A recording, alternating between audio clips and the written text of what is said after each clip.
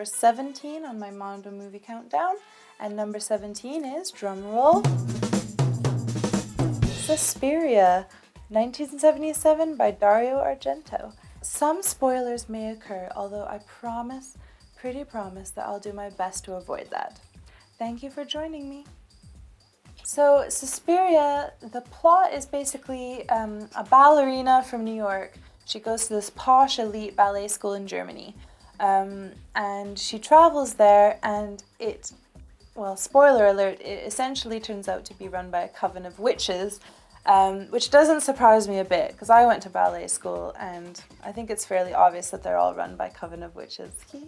But anyway, so she travels there, and all these creepy things are happening. Again, like Lost Boys, there's a most intense maggot scene ever. But she, once she finds out that it's run by the Coven of Witches, and the lead witch is Helena Markos, who's the directress, and she's this ancient Greek. At first she's invisible, but then she ends up being basically like the quintessential looking witch.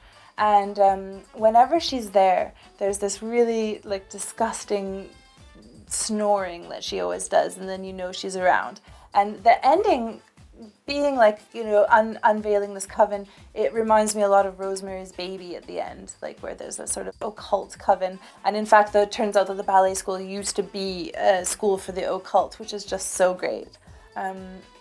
It's always great when something ended up being an ancient school for the occult. I recommend that highly in any movie. So the main thing about this movie is the beautiful lighting. It's got like a Technicolor lighting, making it look more kind of like a horror fairy tale. It's like candy coated horror movie. It's got just so much atmosphere, and this movie, there's really no lulls. It's just creepy, like non-stop, all the way through. And it looks like a dark comic strip, or like maybe like the inside of a messed up cuckoo clock or dark Disneyland. It's got beautiful sets and lighting and props, and it's not that realistic looking. It's got like its own sort of overemphasized set design, and so it's just a beautiful piece of work to look at, which I guess all Dario Argento films are like that. He's so known for his like lighting and his atmosphere.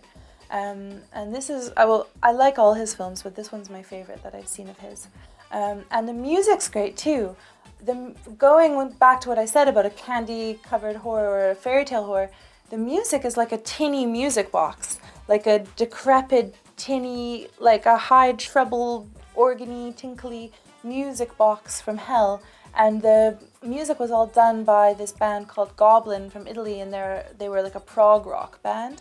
And I think they did Suspiria. I'm pretty sure they did another one of his movies, maybe more than one, I'm not sure. But the music in it is delightful as well. So if you like horror, but you want your horror maybe a little bit more brightly colored, I recommend Suspiria a lot.